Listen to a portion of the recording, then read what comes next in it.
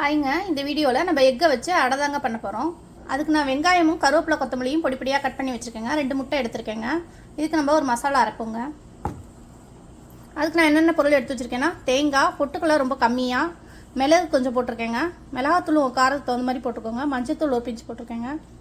இது எல்லாத்தையும் அரைச்சி எடுத்துகிட்டு வருவோம். இதில் ஃப்ளேவர் கொஞ்சம் சோம்பு ஆட் பண்ணியிருக்கேங்க, சொல்ல மறந்துட்டேன்.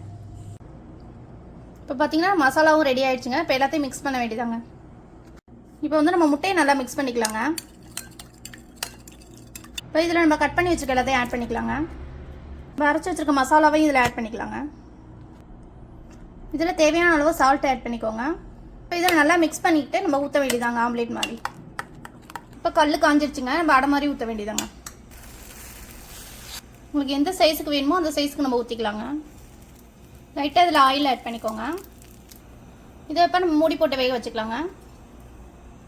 ஒரு சைடு வந்துருச்சுங்க, இன்னொரு சைடு திருப்பி போட்டுக்கலாம். திருப்பி போட்டு வச்சுங்க, கொஞ்சம் நேரம் வேகட்டும். இது பார்த்தீங்கன்னா எங்களோட பாட்டியோட ரெசிபிங்க அது. இப்போ நம்மளோட முட்டை அடை ரெடி ஆகிடுச்சுங்க.